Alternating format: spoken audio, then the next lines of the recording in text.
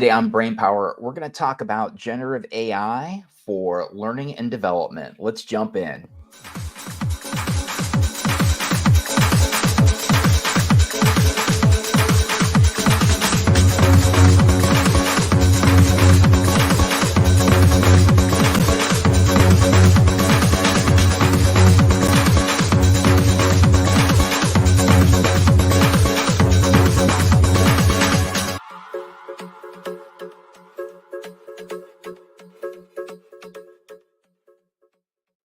Hello, friends. It's Josh.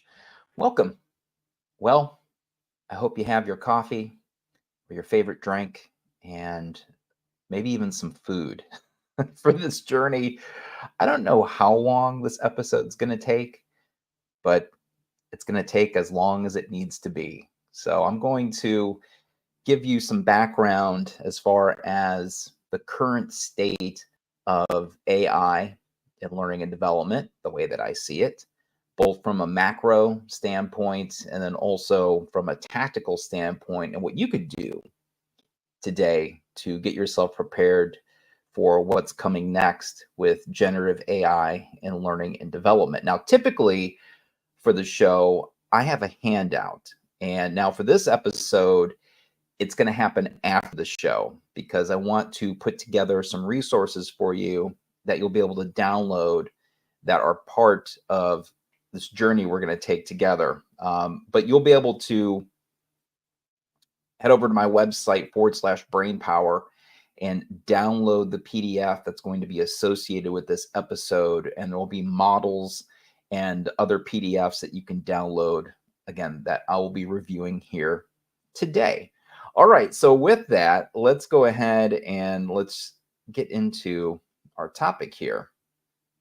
So I wanted to first give you some background as far as like my take on just generally technology.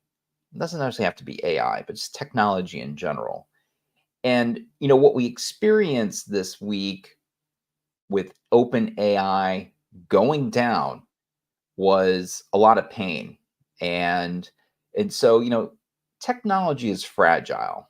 And I have a little video that I want to play that kind of summarizes it for me. Like, I think of this scene in Star Wars where Han Solo and Chewbacca, they're trying to get the Millennium Falcon to run properly, and they are in the heat of battle. And they can't get this giant piece of technology to work properly. And so what I've done is I've kind of used that as an analogy for AI. And in this scenario, the cast members are going to be Han Solo is the Chat GPT fanboy, that one person at work that is all in on AI, showing you Chat GPT, all the other tools that are out there like 11 Labs and song creation. You know the person, right? You may even be that person.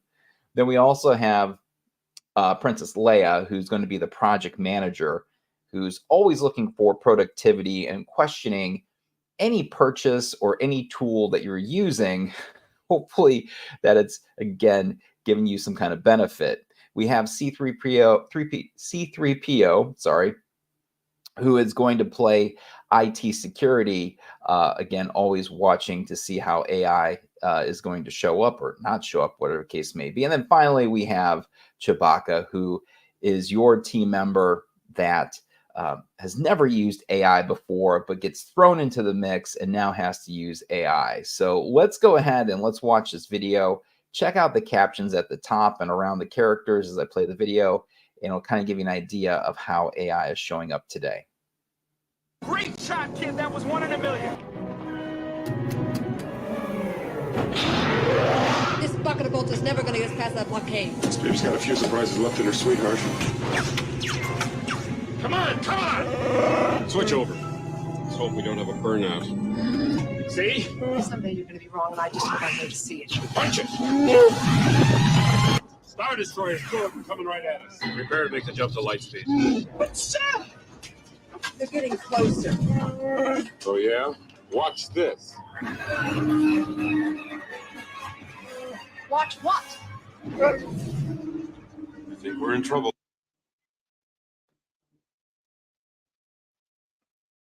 So, it's interesting thinking about technology, and especially this week how it failed. And I'm extremely pragmatic when it comes to technology. I love this quote, before we work on artificial intelligence, why don't we do something about natural stupidity, right? And so, moving forward, you must be pragmatic about working with AI because it's going to come at you various ways. And I'll get into how it's going to show up later on. But keep in mind that as AI, again, begins to infiltrate everything that we do in regards to using our phone, using our desktop, the tools that we use day in and day out, keep in mind that it is a partnership and it's not something that is or should be um, completely automatic. At least I don't believe so just yet. All right, we'll talk about those details in just a little bit. So, this story about AI is really about it's about you and technology. And I want to first address, a little bit of history because even today, as we go in and leverage technology to improve human performance, there are still challenges, right? And so, and even before I get into all of these like individual pieces of technology, I think back to as a child, as a student, right, in elementary school or even middle school, about how when the teacher would bring the projector, right? So for those of you that I'm talking about analog video here, you get excited because you're gonna watch a video. But sure enough, something would happen to the technology. Something would happen to the projector. The reel would be off. Something was wrong with the light bulb in the projector. There's always something happening with the tech, right? So fast forward when we had the PC, and every time technology shows up as a profession, we try to figure out, well, what does this mean for human performance? What does this mean for being able to change behaviors, change motivations, and change habits that are going to directly impact our business? And we saw the progression, at least I did.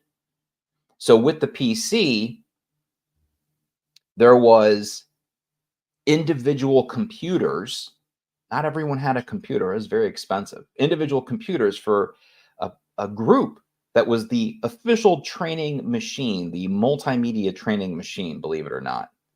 And then we had CD-ROM, because once everybody had a desktop computer, we could then propagate training on this medium with postage stamp size video, right? But that's when I got involved with learning back in the mid 90s. But with each technology, there was always challenges.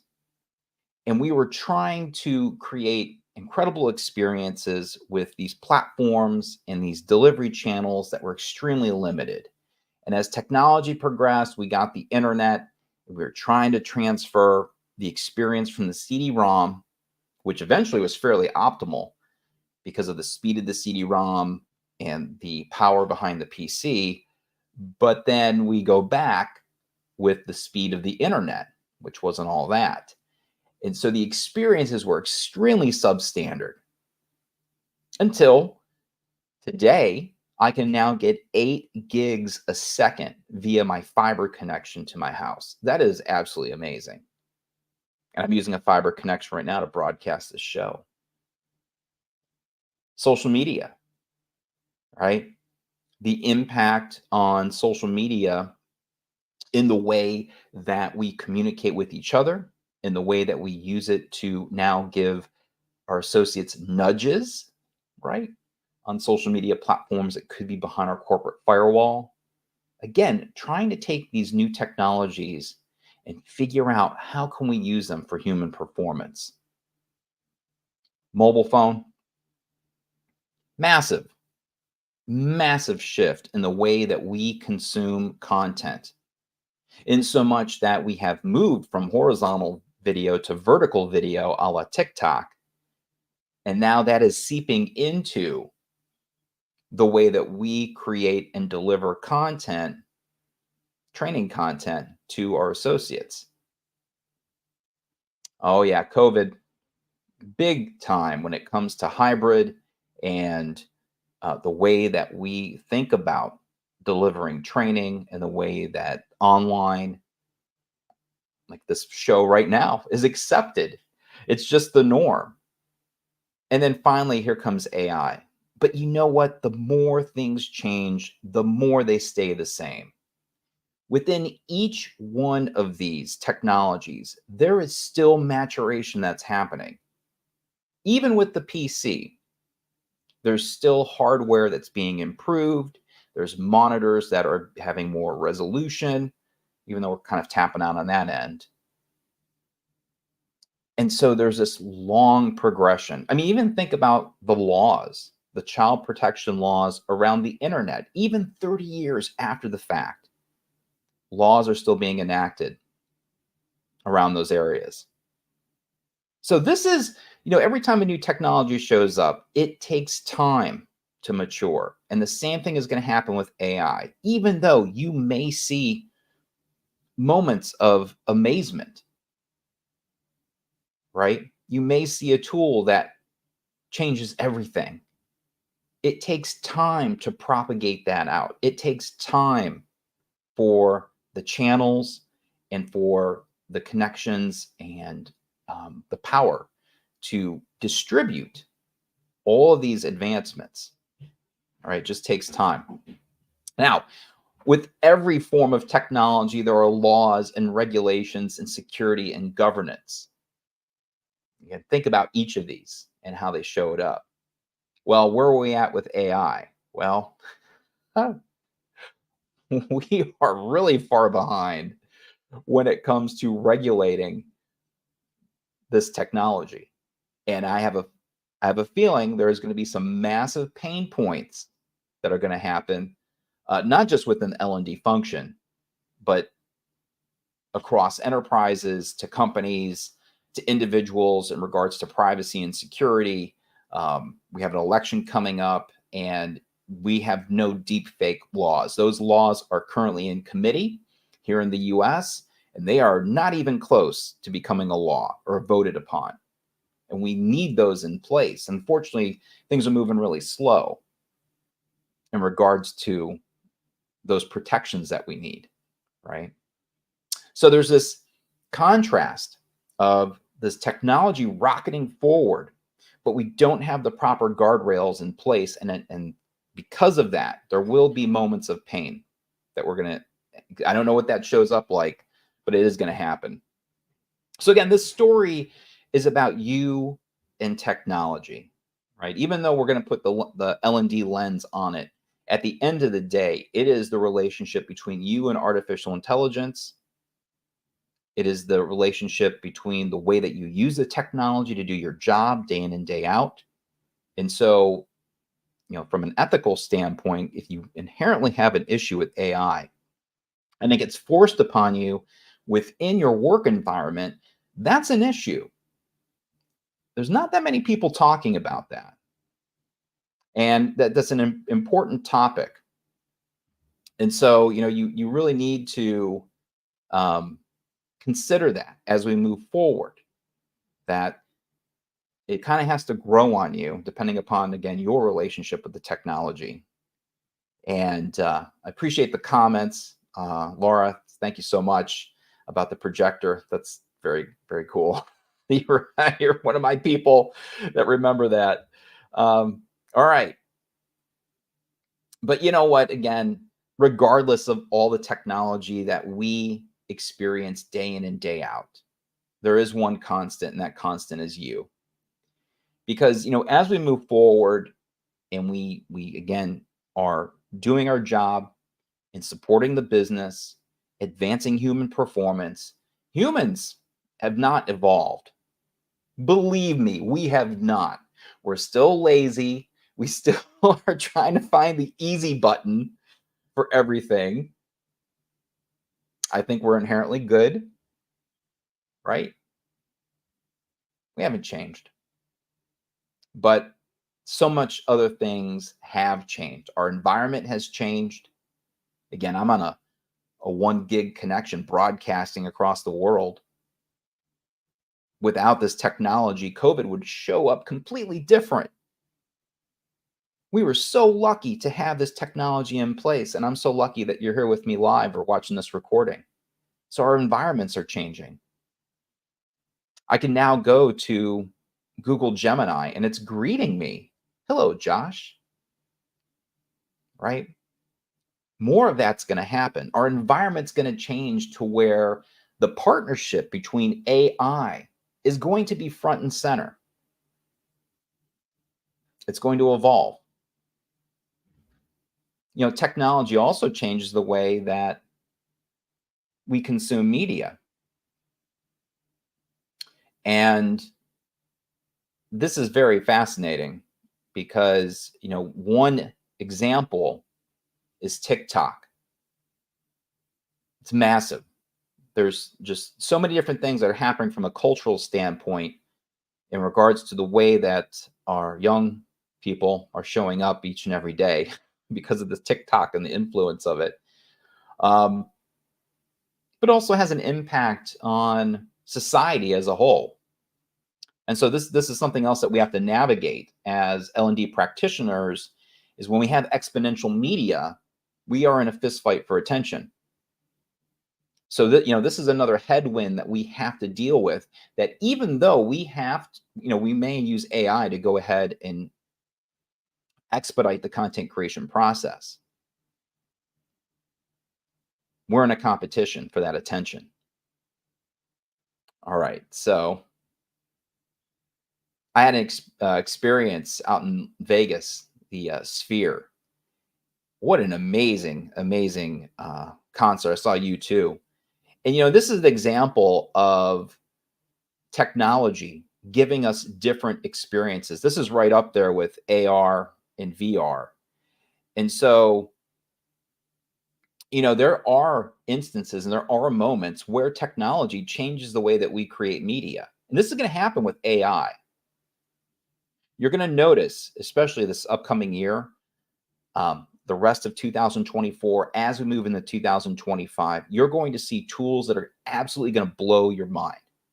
And it's going to make us rethink our workflows and the way that we need to go ahead and create certain forms of media that are within the constraints of the channels that we have within our organization, right? It's always been that way. And I can think back to one instance. Again, we're going to go in the Wayback Machine here. And for my Gen X and Gen Y viewers, get ready. Because believe it or not, there was a time when I had to teach individuals how to use a mouse. All right, let's go back to the mid-90s. And this is a perfect example of, and there's some, you know, these are things that we just forget about. But yes, there was a time where individuals learning how to use a PC had no idea how to use a mouse. And we had to teach them mouse skills. And it's funny because I see AI the same exact way, to where we have to go in and make training. So I'm going to just let you consume this wonderful video of mouse skills.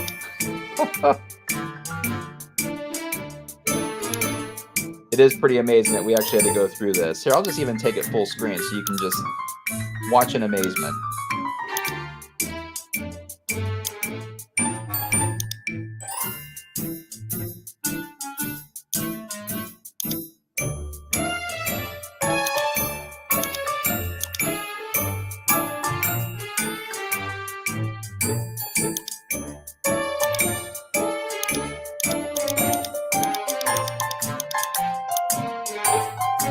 This is where it gets kind of funny. It's just you're just clicking on everything really fast because you're getting really proficient. Sure, let's blow up some fireworks. Why not? Let's get crazy with the mouse skills. Really funny. But you know what? Even though you may learn about using a mouse, there are always outside forces against you, like the internet going down, OpenAI, ChatGPT going down. There's always something happening, right? Technology is fragile, and you got to keep that in mind as we move forward with AI. I do want to go and go back real quick and talk about the technology fear cycle, because this is something else that we're up against. As I mentioned earlier, we have minimal guardrails in place for AI, which is a little scary to me, especially when we have companies that want to self-regulate, right? How they show up, their security. And so one of the things that we are going to experience as a profession is this adoption rate of AI is going to be very sporadic. It's going to show up differently across all industries, which is, if you think about the internet, like the internet, the way that it showed up was a laser focus. Everybody had to have a website. Everybody was trying to go ahead and learn web design, right? And it happened in a very short period of time. With AI, this is going to be extremely uneven. And again, a lot of it has to do with the governance and security around the technology. And so the technology fear cycle, let me just explain this to you real quick. So the idea is, So the idea is that we have a new technology, the fear increases. And so if you remember when ChatGPT was released, that in media and entertainment, everybody was like, oh my gosh, the Terminator is coming. It's the end of the world. We then have slow scientific evidence come out of the gate. MIT, University of Pennsylvania, Goldman Sachs, everyone was trying to put reports out about AI and the impact it was going to have to knowledge workers specifically. So the reports come out, and that was pretty much in the late winter, spring of 2023. Swift actions happen. Remember that letter, the open letter? We need to pause all AI development. Whatever happened to that? That went nowhere. That was a big nothing burger, right? All these reactions fail. Regulations begin to appear, and we're starting to see that. Again, as I mentioned earlier, things are in committee right now.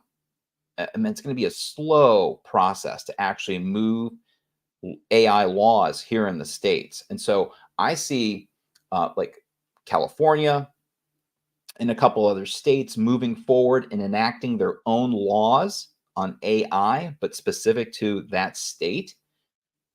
Also, Europe is moving forward with the AI Act.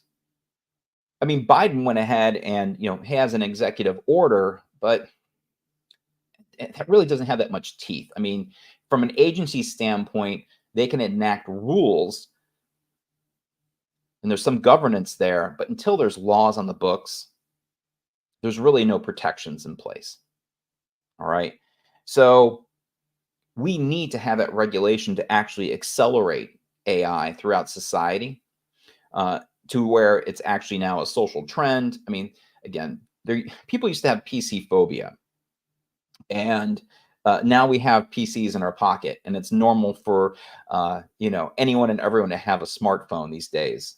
So the fear subsides, and then we continue with these new technologies. So that's the fear cycle. That's what we're in right now with AI. A couple other numbers I want to get into.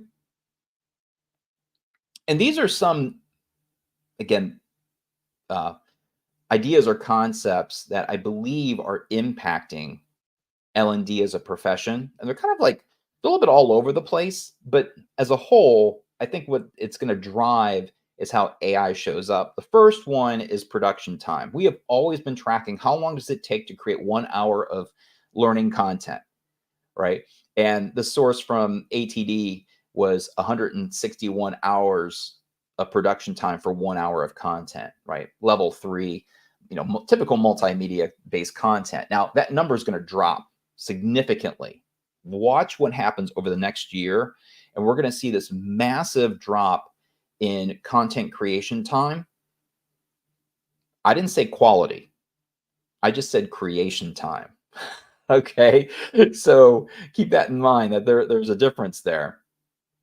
And then shifting to skills. Salesforce ran a survey, and bottom line, by 2030, they recognize that there's all these different skill gaps that are occurring across various job functions in all these organizations. And at least here in the States, what that means is an $8.5 trillion deficit in revenue potential because of all these various skill deficiencies that are out there. Massive. And so that's one of the reasons why you always hear about skills. And that's how it's going to show up in many of the various platforms that you're probably using today. We're going to get to skills in a little bit. Content personalization. Those channels, the way that you consume media off your mobile phone has a direct influence how you consume other forms of media. We love personalization so much that if you're on TikTok or any other form of social media, you are fed a stream of videos specific to you, right? People just keep on scrolling because it's served up, whether it be something funny or a hobby, whatever the case may be, it knows everything about you. Coming soon to a LMS or LXP near you, right? AI is going to influence and impact learning paths and the way that content is produced and customized and personalized. As I mentioned earlier, we are in a fist fight for attention. Every single minute on YouTube, 500 hours of content is uploaded. That's every minute. It's staggering. So we have any form of media that we want to get our hands on at any time across multiple channels. How do we compete? Again, as a profession, how do we compete against that? It's a lot. And a lot, a lot of our associates will just immediately just jump up to YouTube or ask a coworker before checking out the content that you created. It's unfortunate. So where do we begin? How do we start this? Well, I first want to get into strategies. All right. I want to talk about what this looks like from an organizational standpoint. And, there's a lot of different things to think about here. And I'm just noticing some questions coming in. I really appreciate it. Rants, from your interaction with L&D departments across industries, where do you feel L&D is in the fear cycle? Great question. Well, I believe that it varies depending upon the type of organization. And a lot of it, Rants, has to do with risk mitigation, because certain types of industries, risk shows up various ways. If you talk to anyone in insurance, in banking, right, government, military, they don't want connections to the internet, let alone connections to AI. Right? They want to have, zero connections whatsoever. Everything's got to be protected.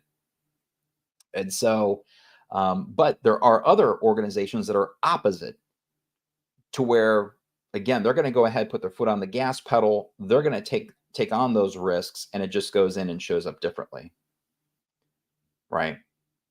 So let's get into these strategies here. Again, I love the feedback. Thank you so much for everyone for participating. If I can't answer your question live, I will definitely get back to you in the comments for sure.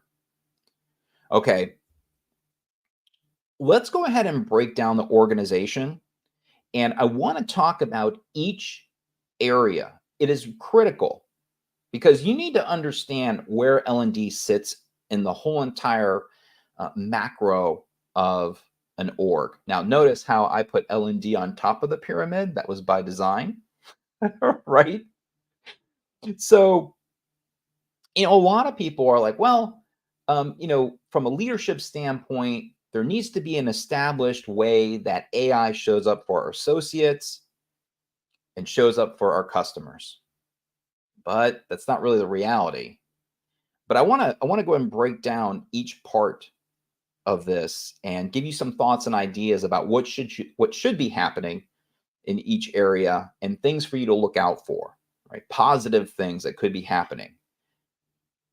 So many companies were just blindsided by ChatGPT showing up. Nobody had a game plan for the most part. And so leaders had to build up their AI acumen. There had to be some kind of technical leadership in companies. I know I was part of a $5 billion supply chain company, and within each function, we had an AI advisory board quickly put together to try to wrap our arms around what was happening. And so that was really individuals taking interest to AI, not necessarily that they were AI experts, or that even if we had data scientists on staff, they were pretty much focusing in on data and analytics, not necessarily AI. And that shows up very different across all kinds of different companies. What does that mean from a business strategy standpoint? How can we use AI as a competitive advantage? What's our overall data strategy? Because if you have dirty data, that's not going to help with your AI efforts. For instance, like frontline salespeople putting incorrect entries in CRM, dirty data. And then what are the financial considerations for implementing AI? It's expensive, right? So if I have Microsoft Copilot and I have 5,000 associates that are going to be on Copilot, where am I going to go in and get the 12 mil, right? That's going to cost over a year or two. It's expensive. Okay, so that's at the org level. What about operations? Leadership and governance, AI policy and oversight, right? Let's talk about AI policy for a second. I go and I speak a lot. And when I go to these conferences, and this is a screenshot of me at training this year, training conference, we had an AI prompt off, which was kind of fun. But I always straw poll. Hey, who has an AI policy? Typically when I, talk about an AI policy, only about 25% of the audience has some kind of AI policy cooking. It just depends. But it's around 25%. As we move forward, more people are raising their hands. So we could be at 30 or 35%, but it should be way more than this, because I know that 75% of you are using AI. So there's a 50% gap between security and policy and governance within your organization and people just using AI willy-nilly, right? A lot of risk there. So AI operations needs to be in place, leadership and governance, foundational technologies, like what models do you have access to? What is that user experience? Do you access the models through Microsoft Teams? Is there a portal? Can you just access ChatGPT? What's the flavor? And then is that scalable? Like, can we roll out or pilot Microsoft Copilot, and then can we get that throughout the whole entire organization? Right? So AI ops is incredibly important. Core competencies. That's right. Across all functions, there needs to be baseline understanding of how AI functions. Before we can go ahead and implement it as a business, should we understand how a vector database works? A large language model? Right? How do all those documents that we're going to have in SharePoint show up in Copilot? How does that work? So there is a massive gap out there in regards to technical skills and knowledge around AI, data management, and the way that our data is organized, and make sure we have clean data, strategic thinking and planning about AI within your function, like L&D, which I'll get into in just a bit here, and project management, how that changes and shifts the conversation with AI. And, about that AI policy, Juliet, thanks here, wrote the compliance department at a university I work at and asked about AI policy. And they said that it's incorporated in the current policy. They're also working on an internal committee with administrators, IT faculty. Some of this in the works, but you're right. People are using it. Yeah, no kidding. It's funny how people will sheepishly raise their hand when I say, okay, who's using ChatGPT on their phone and emailing themselves the results? Right? So pretty funny. Funny, not funny. So core competencies. And so what is L&D's role in that? Change management. This is massive. If you have a mature change management function, you are in good hands. And I've come to appreciate change management and its relationship between L&D and comms. So, when we're talking about AI, it's a change in attitude and behavior. You just can't drop Microsoft Copilot on everybody and expect them to start using it. So there's a cultural adaptation that's going to happen. There's those ethical considerations I was talking about. What's your comm strategy around the rollout of AI to that policy? And then training and upskilling. And I've always found that, like with change management, it's like a three-legged stool, and that it works in tandem with L&D and comms. If you have this set up properly, you can really accelerate AI within your organization. If it's not, that behavior change and what's happening within each function is going to be, it's going to not be lockstep, and you're going to have a lot of pain points in there. So again, if you don't have a good change management function, you're going to have some difficulties in rolling out AI. Let's talk about HR. Oh boy, you talk about announcements. It is non-stop. When we're talking about human capital management, SAP, Oracle, Workday, you name it, everybody is on the AI trip. And it's going to show up big time in regards to recruiting and supporting associates, even doing skill analysis, learning paths, you name it. It's going to be a massive cluster, right? Now, what I mean by that is that there's going to be a lot of assessment in regards to new features that are going to appear in human capital management systems. There's going to be a lot of big decisions to be made by your leaders, right? Your people leaders, and the way that they're going to handle these new opportunities, these new features, AI features in human capital management systems. And so what does this mean in regards to career development, talent acquisition, the associate experience, and even globalization, going in and supporting multiple languages if you are a company that has locations all over, multiple countries, right? How does that show up? And then finally, we get to L&D, right, up at the top. But again, everything I just talked about, it doesn't show up like that typically, right?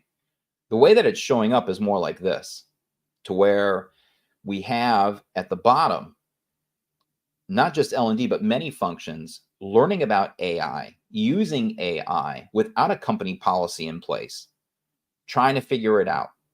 How can we use it? Or maybe you're already using it, right?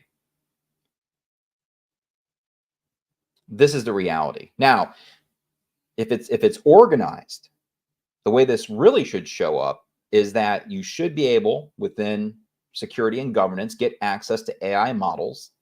And as an L&D function, you put together a hackathon. You look at your current learning ecosystem. You evaluate those tools. How does AI show up?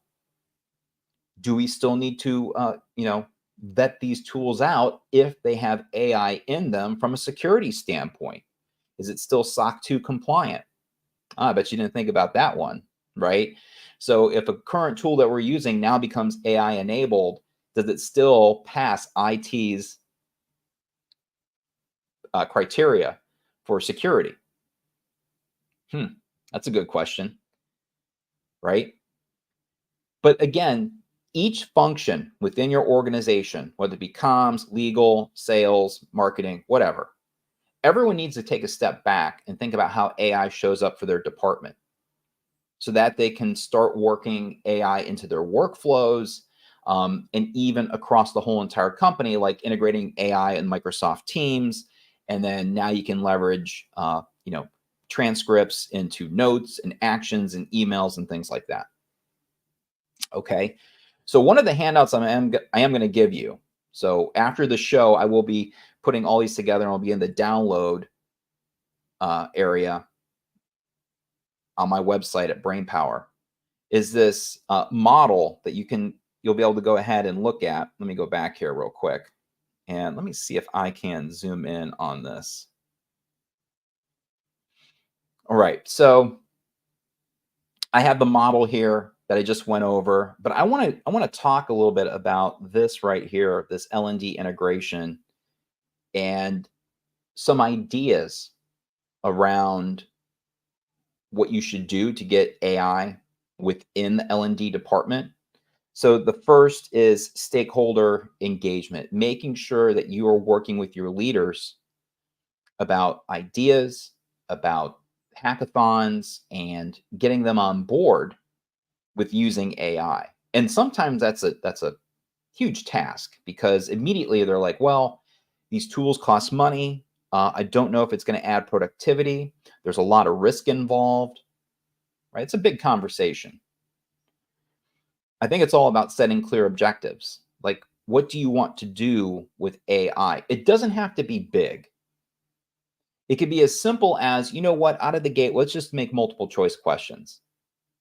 Let's just go ahead with some low-hanging fruit here, and let's do a little test to make sure that we are getting results that are increasing productivity, that are not hallucinating, right? In other words, it passes the muster when we put it past a subject matter expert, and we're seeing advancement. Okay, let's say that happens and we're getting some buy-in. Well, now that we need to go ahead and train the whole L&D team on AI, right? Everyone's going to have different approaches to technology. And having a baseline in the way that AI functions is going to pay huge dividends in the long run for AI showing up either with prompts, prompt libraries, automations, or even going in and assessing tools within your learning ecosystem that now have AI capabilities. You may have to go in and do an L&D AI needs assessment. Hey, what are the opportunities here? How do we support our frontline workers? How do we support our associates, our customers? Is there an opportunity to leverage an AI tool, something we haven't used before, to address those business needs? Make sure your technology is aligned. Again, I mentioned before the learning ecosystem, technology ecosystem, what's currently happening with AI across that ecosystem. And then fundamentally, learning design is going to shift and change with all these AI advancements. And so what does that mean from a workflow standpoint? All right, so just a lot to consider, but I will go ahead and share this with you. Let's continue. I'm telling you all, this is a long one. This is a multi-part presentation. I may go 2 hours on this. I don't know. I'm just glad you're hanging here with me live. L&D responsibilities. Oh my goodness. Let's break this down. First, applying AI to existing workflows. All right. So trying to get a grasp around what can we do today? I mentioned like multiple choice questions, low-hanging fruit. Maybe it's creating learning objectives, creating a video script.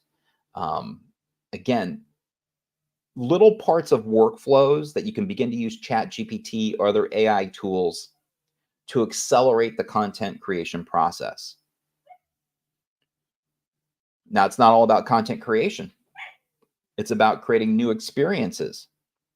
And so these new experiences And what I mean by that is like digital coaches, digital tutors, all kinds of different performance support type experiences that we haven't been able to create before. It's not out of the realm of possibility that you'll be able to prompt and have an avatar, a real life human or simulated human, that's going to create a personal experience for frontline workers to spin them up on a new standard operating procedure. That's entirely within this year. That's within the realm of possibility. And so these new experiences are going to come into play, supporting the whole entire business. I mentioned the skill gap with AI across the whole entire organization. Is L&D in charge of that? Like, should you be putting out there in your environment AI courses on LinkedIn Learning or Open Sesame or Pluralsight or whatever you have? You should. Again, depending upon your AI strategy as a company, as an L&D function, you should be leading the charge there. I don't know how your leaders perceive this, but again, it is a skill gap. And if you let individuals go out, go and do their own thing, it's going to be extremely uneven across your whole entire company. And so like the first thing would be, hey, we now have an AI policy. Let's do a webinar. Here's the AI policy. Here are the models. This is what you can do. This is what you can't do. Boom. And then you keep building up from there. Obviously, each function is going to have a different goal in mind when it comes to using AI. And so you have to address that. Finally, and this is a big one. How do we support the HR function when AI impacts jobs? And what I mean by this is, let's say AI takes away 50% of someone's job. Let's say tier 1 call center associates. Like, we still need them on staff, but now we have this new tool to where they're not doing that one thing anymore. What do we do? Is that job being eliminated? Do we shift them into other roles? What is L&D's responsibility? This is going to be a huge issue moving forward because we're going to start seeing systems appear and management, right? They're always looking to save a buck. And so what does this mean for certain associates, certain knowledge workers, or even frontline workers with robotics and automation? Is their job being eliminated, or is it shifting and changing? If it does shift and change, what is L&D's responsibility to HR to make sure those associates are prepared for their new role? This is going to happen hot and heavy, and I have a feeling we're going to get blindsided by this. So heads up, like this is going to come pretty quick, and I don't think we're going to be prepared to react fast enough on this. So just heads up on that one. So as I said before, applying to existing workflows, I've mentioned this already. I don't have to get into all the details of this. What you can do with AI to, again, enhance what you do day in and day out. Creating those new experiences. I talked about digital tutors, digital coaches, but be careful. This technology is not vetted out. If you're doing internal stuff, hey, that's cool. For performance support, I'm down. Watch the external stuff. Okay, if you believe that you're going to be using chatbots and digital tutors for your external facing customers, man, you better vet the heck out of that thing, right? So if for those of you that are software vendors and you got to support those external customers, I have one example here from Air Canada. Air Canada went ahead and put a chatbot based upon GPT-4 out on their website. They thought they vetted it out. Short of it is, gentleman went up, he had a bereavement issue, thought that he was going to get compensated for his airfare because he went to the chatbot and the chatbot's like, yeah, sure, no problem. Buy the airfare. We'll go ahead and compensate you. Not an issue. Well, you know what? That's not Air Canada's policy. The chatbot made it up. Made it up. Massive issue. Anyways, the guy sued. He won. Air Canada was saying in their defense that the chatbot is not a representative of the company. Nobody bought that, right? So we are in a environment still of high risk, high reward. Some people are rolling the dice and taking those risks. What we need is an environment that is low risk, high reward, right? And that's what we're waiting for. From an engineering standpoint, we want the hallucinations to be reduced. We want better results from large language models. We need more security and governance from laws and more protections in place. We need that risk mitigated across the board. Because right now, again, it's high risk, high reward. And we want it low risk, high reward. We want that. The last thing that we want is high risk, low reward. That would be absolutely horrible. And unfortunately, for many people, that's the situation that they're in. They're like taking these risks and they're getting no results back from using AI. The example with Air Canada. So again, we are currently in this position, hopefully moving over to that low risk, high reward quadrant.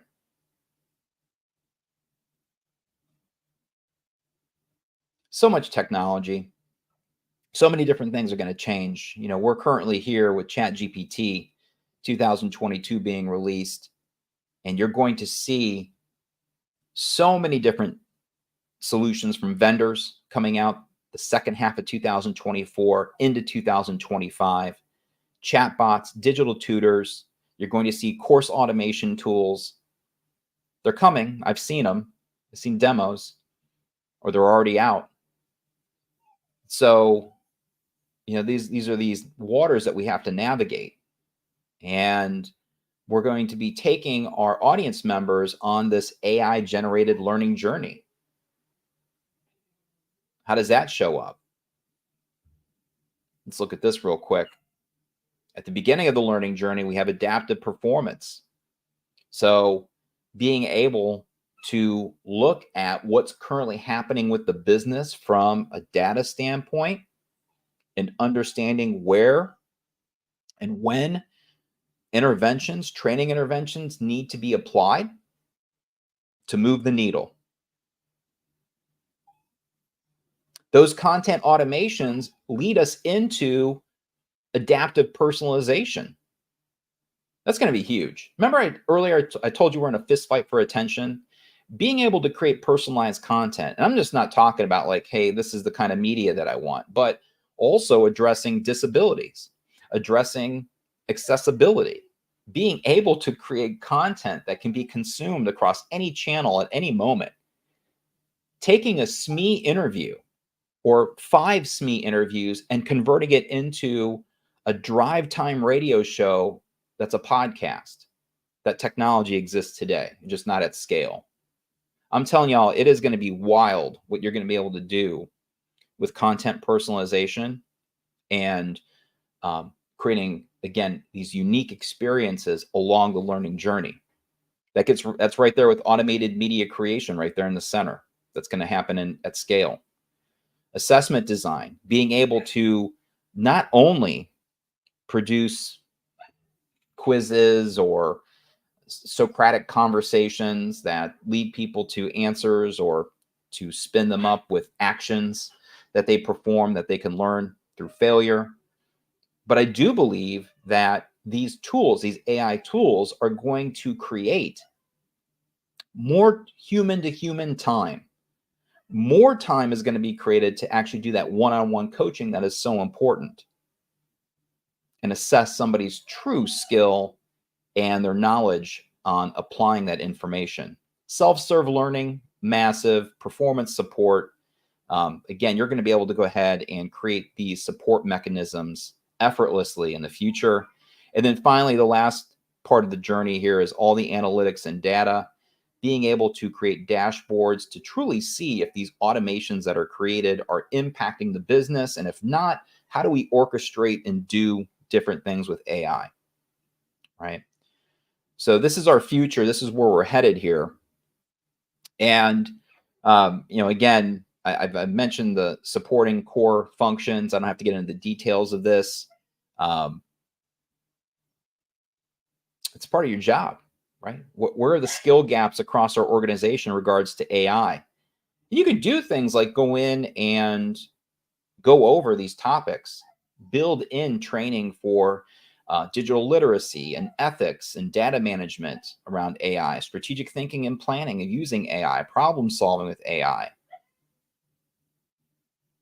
building communities of practice around AI. A lot of this is dependent upon having a culture of innovation. That is massive. And that's one of the factors that I see for companies that are truly succeeding in and using AI is this culture of innovation. If you have that, that is a catalyst for AI showing up well, right? And the other things are having an AI policy, access to models, and clean data. That would be the other thing.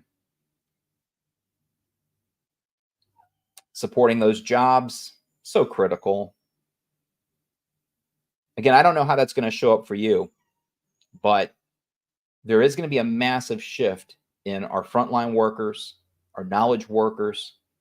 AI is going to have impact. What does that mean for their job? We can go to one of the first papers that came out. It takes us to the, again, late winter of 2023, early spring, that the University of Pennsylvania, OpenAI came out with this research as far as the impact of AI on knowledge workers. And they said, hey, we're looking at 19% of all jobs, 34 million people in the United States are going to be impacted by AI. It's massive. Massive. And, if you go in the back of the report, it shows you, like, it breaks out the impact. What's interesting is I didn't see instructional designer in the list. I did see information services and education services in there. So we're kind of like in the middle somewhere. We're somewhere in there. I want to take a moment and kind of bring this all together because I know it's a lot. And I want to, if we look at the history of our profession and where things are headed, the end of the day was always about, and still is about, human performance, right? As aligned to the goals of the business. And so, back in the 1950s, when corporations got organized and the science of human performance came into play, and we had the foundations of instructional design. Benjamin Bloom, Robert Gagne, all their work still relevant today. And then technology comes into play. And now our role matures. Now we have titles like learning architect, to where in addition to instructional design, you're going in and you're working with the LMS, you're working with Captivate and Storyline, and you're producing content and job aids, and you're like doing it all. You're the jack of all trades, right? I mean, there's some people that are still doing instructional design, straight instructional design, but for the most part, you got to support all these different types of actions. Well, believe it or not, in this report, many of the things that we do day in and day out are going to be impacted. Writing, media, reporting, analytics, assessment, all those are going to be impacted by AI. Learning science, well, it is what it is. It continues to evolve and change, or we get more data about how we as humans retain information. That's important.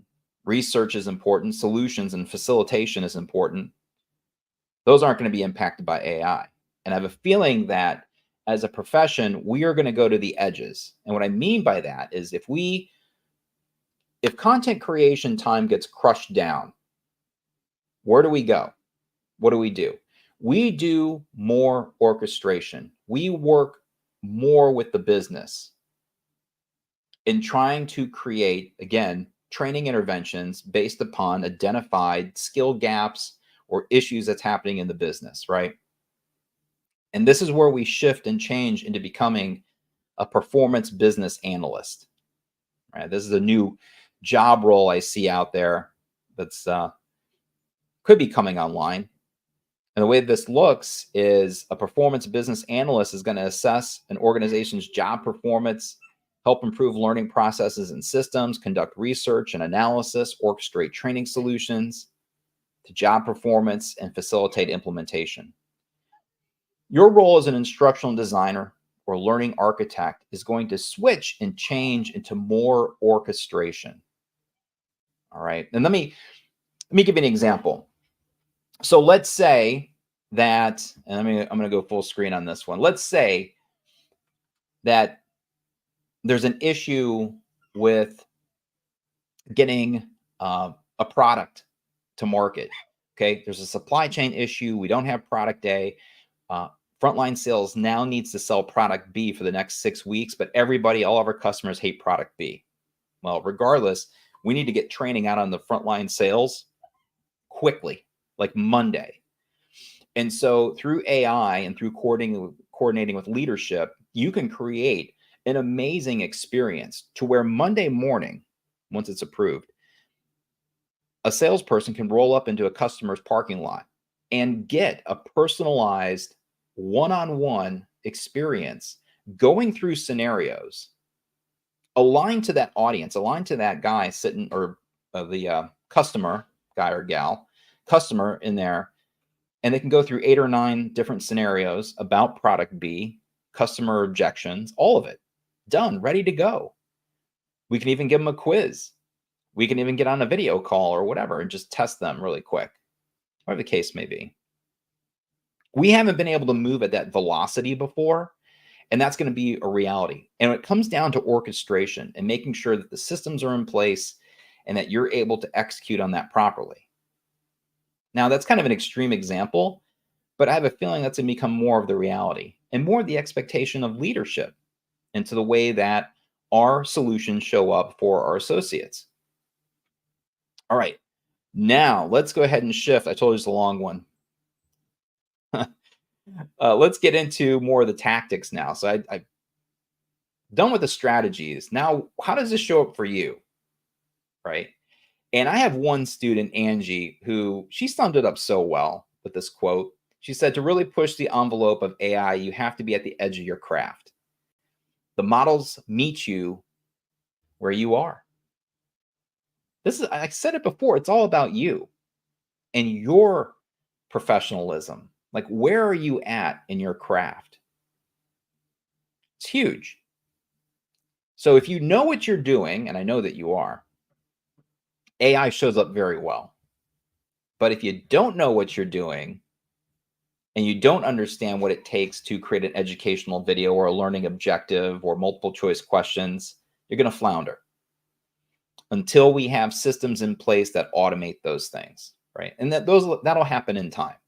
I fully expect to have tools that will automatically generate educational videos that are perfect, multiple choice questions that are perfect based upon the situation. It's going to happen, right? But still, you have to have the capabilities to assess and to validate and make sure the content is the way it should be. It's not, the AI is not hallucinating. It passes the muster, or, from a SME review, whatever the case may be, right?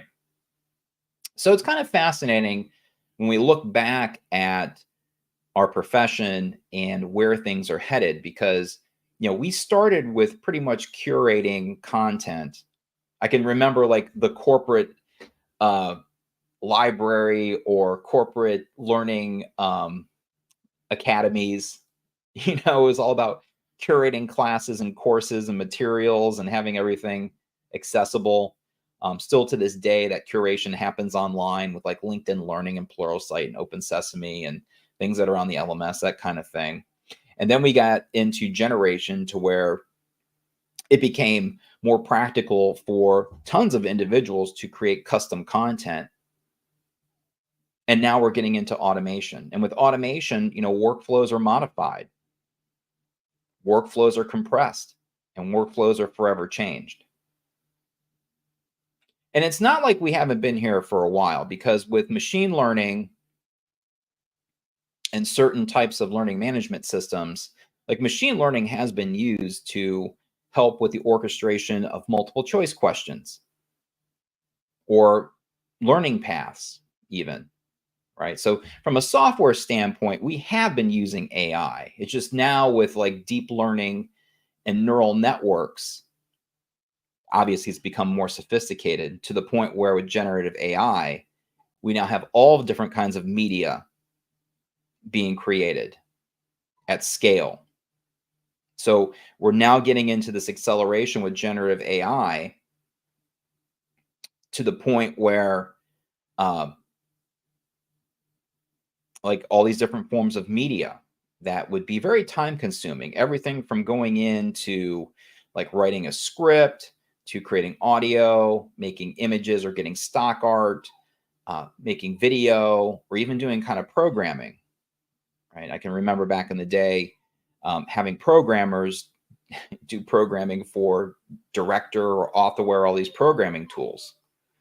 Even to this day, if you know some JavaScript, you can do some pretty cool things in Storyline and Captivate, right?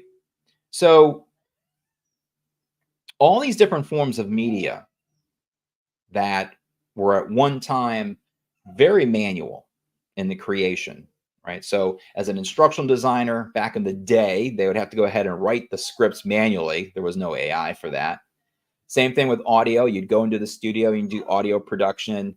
Maybe you hire a photographer and get shots done of the warehouse or frontline, scenarios, whatever the case may be. Same thing with shooting video, right? You have to hire actors and all that, and hire programmers to program it all.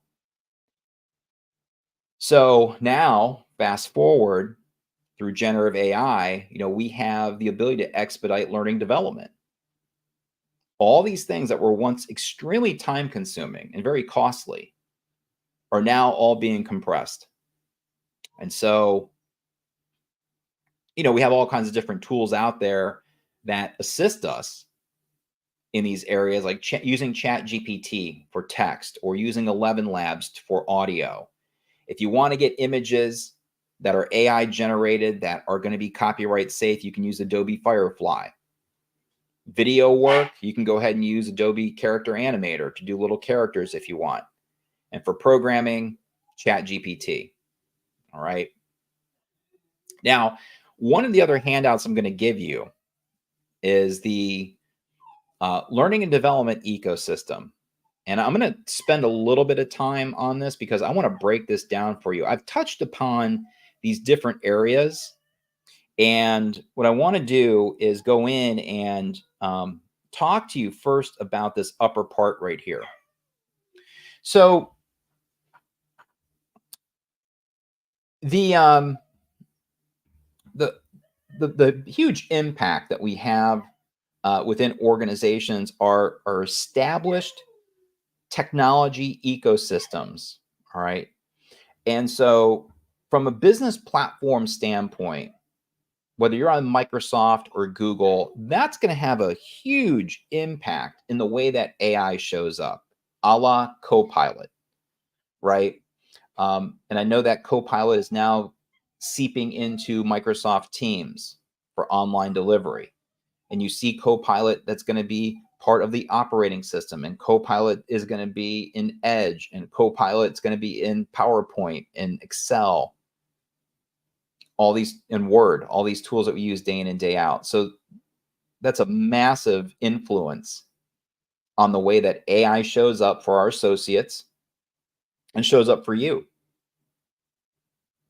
Right? Earlier, I talked about the responsibility of L&D upskilling the functions on AI. That's part of the deal. I've also mentioned human capital management systems. What's happening in that area? What are we doing with skills, learning paths, supporting new hires with onboarding, supporting existing associates with their ability to go ahead and find information about their 401k or ask questions about it, right? All that is going to be AI driven and it's happening right now. Learning platforms. Oh yeah, LMS, LXPs.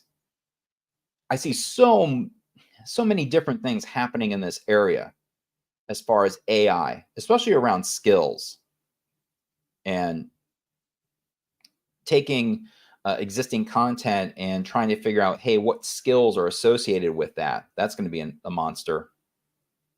That's a huge elephant to eat right there. And so now we see AI seeping into LXPs, LMSs through quiz creation, again, learning paths, you name it. It's all in play. Content platforms, your LinkedIn Learnings, Open Sesame, Pluralsight.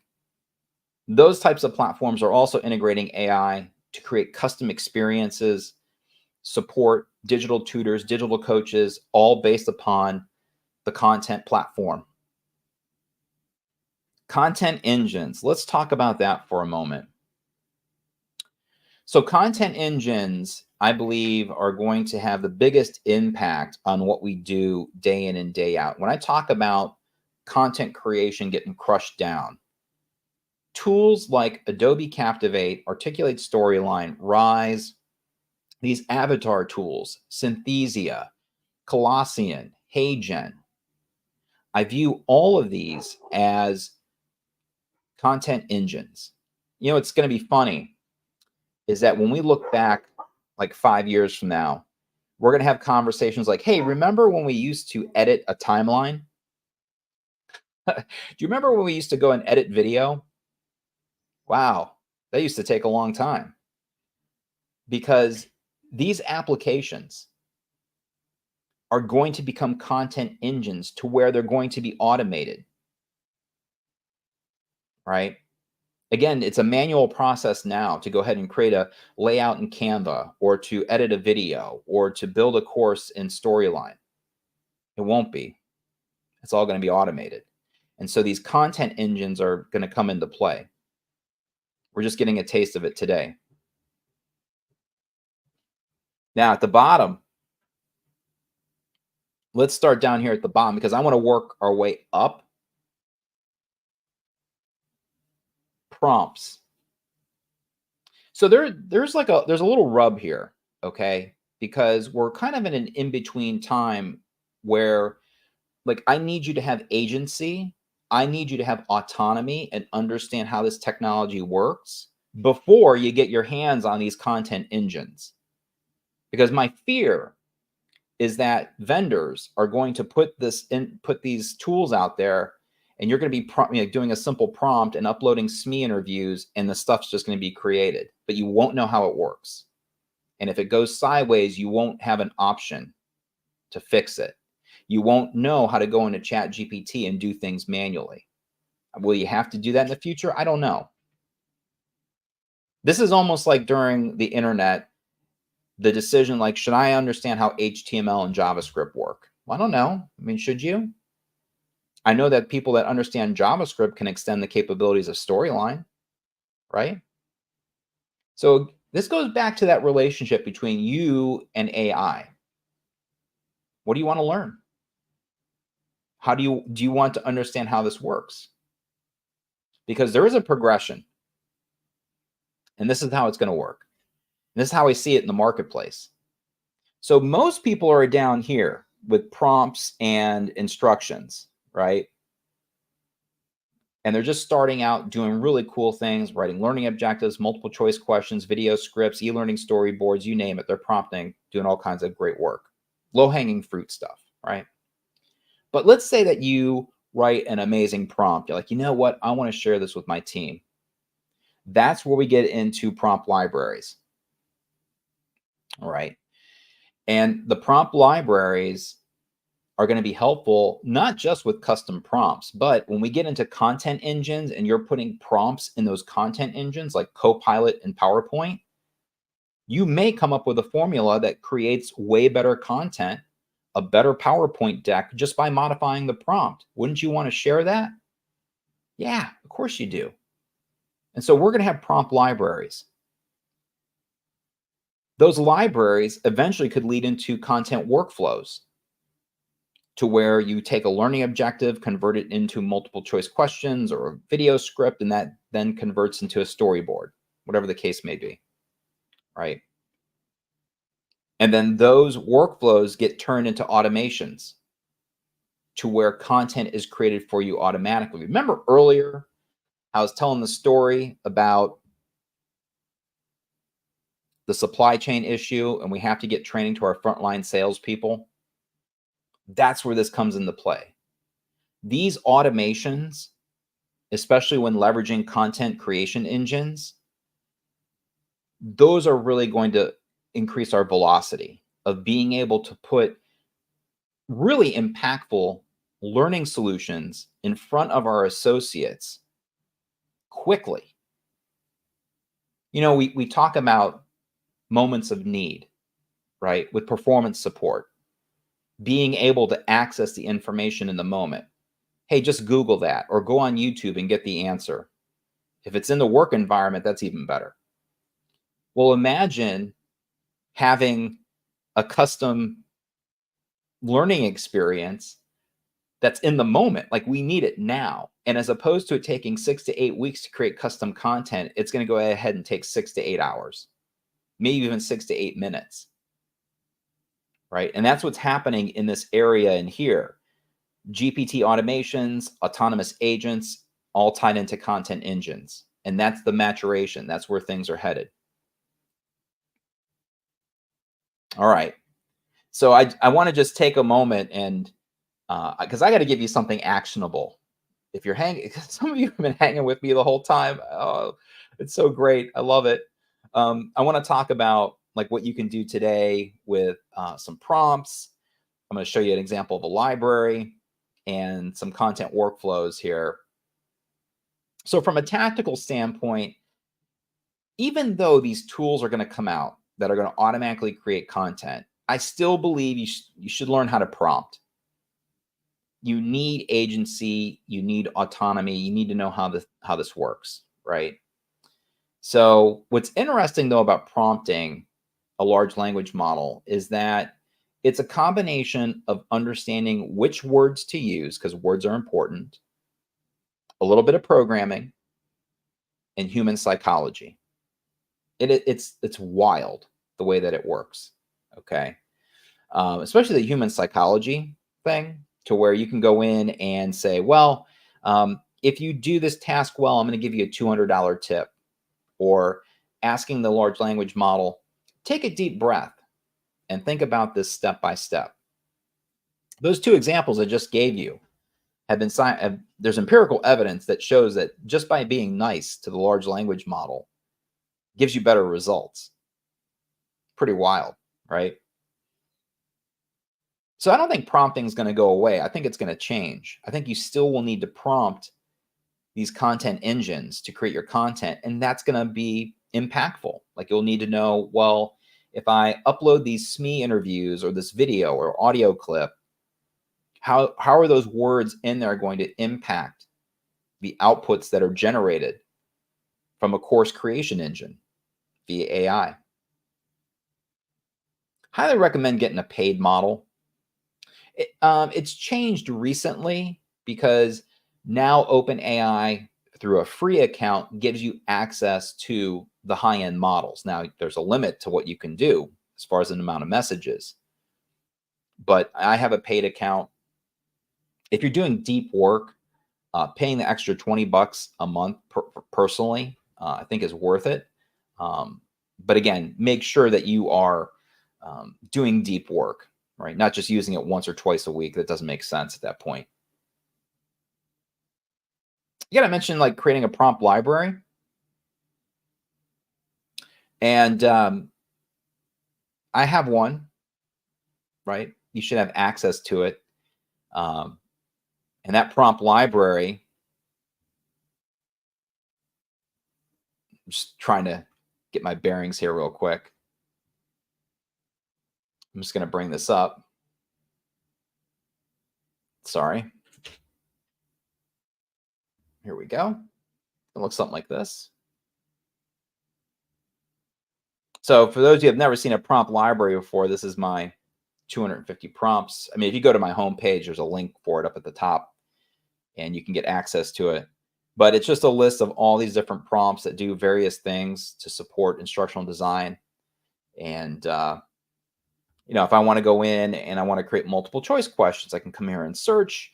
I'm going to search for multiple choice questions. Boom. I get a prompt. I mean, who would want to rewrite this prompt over and over again?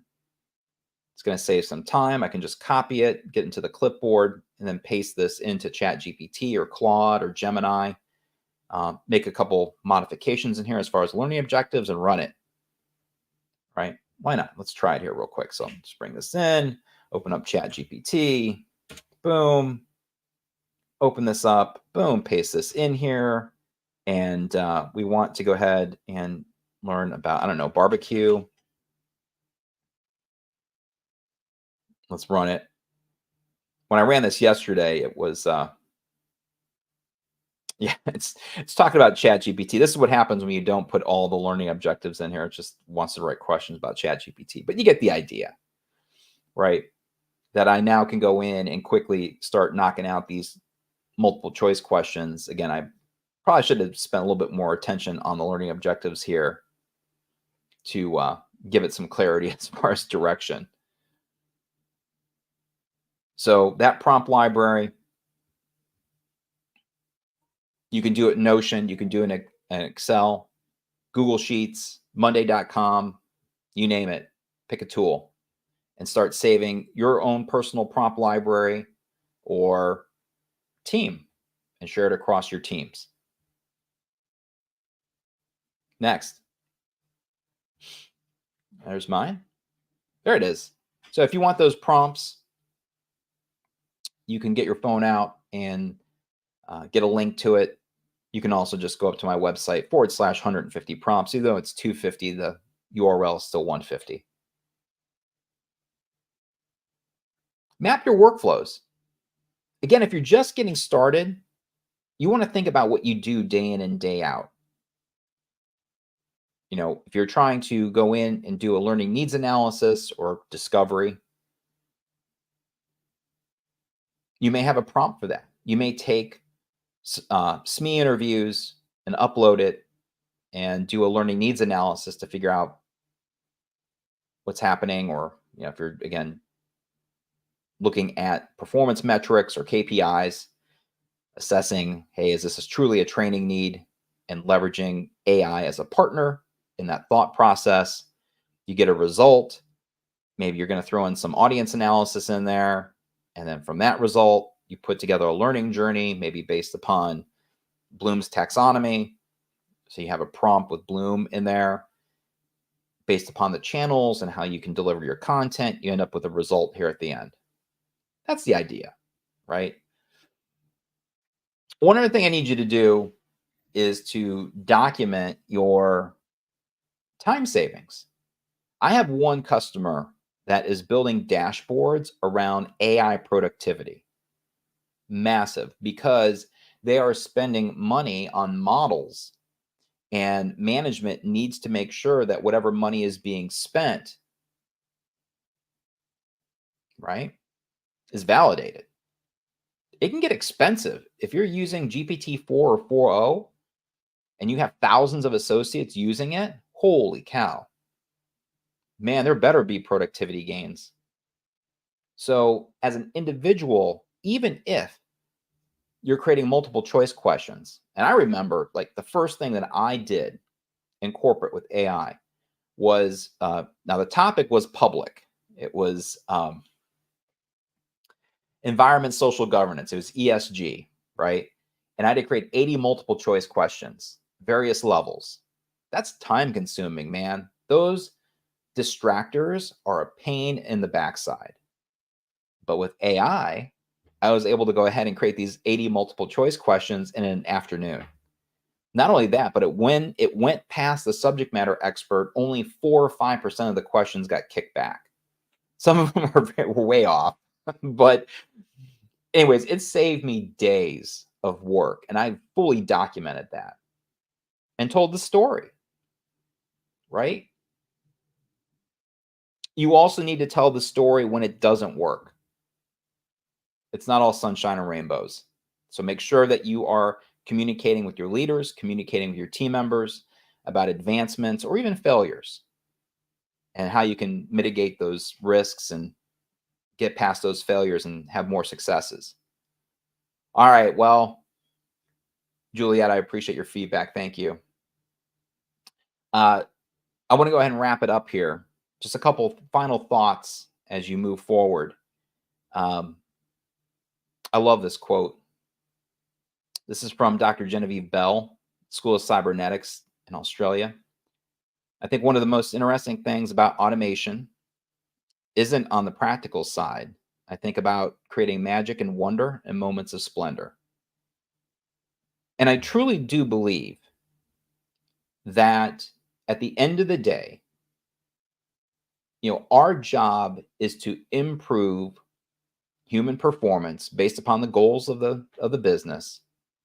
And what's going to end up happening is that our associates are going to have these experiences that are automated, and they'll be like, oh my God, I cannot believe I have a custom avatar that is spinning me up on this new sales process that I have to do this morning.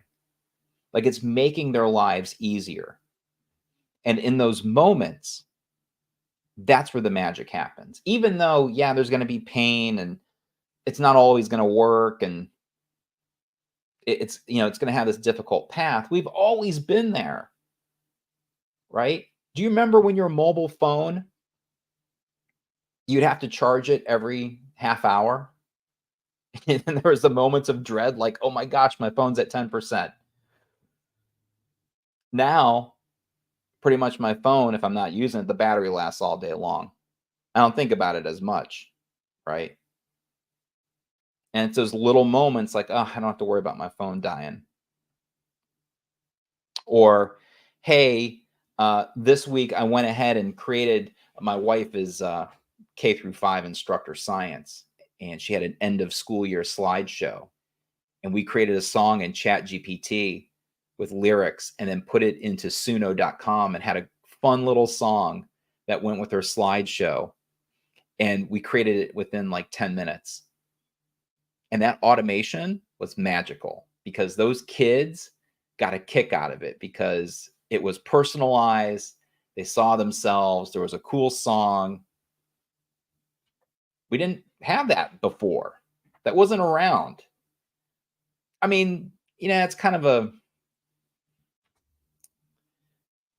it's not a professional corporate example, but still, nonetheless, I think we're going to have more experiences like that as we move forward. And so just to wrap it up, be brave. The sands are constantly going to shift, but make sure that you give yourself agency, right? It's not going to go away. AI is fully moving forward here in L&D, but give yourself the tools and dedicate the time that it takes to understand how this technology works. So maintain your training, right? You're here. My goodness, you spent so much time with me today. Thank you. Right? You're dedicated. That's great. Keep it going. And keep in mind what the possibilities are. There's going to be a lot of unlocks out there to where you're going to create experiences for your associates. They're going to have truly an impact on their careers and make them show up better. And I do believe AI is going to help us out in that. Again, we're going to have a little bit of pain along the way. But eventually, it's going to get to a point to where we're truly going to be able to orchestrate and make a difference.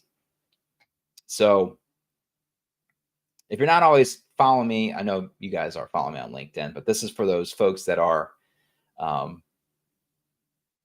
maybe new and watching the recording. If you follow me on LinkedIn, I'm always posting.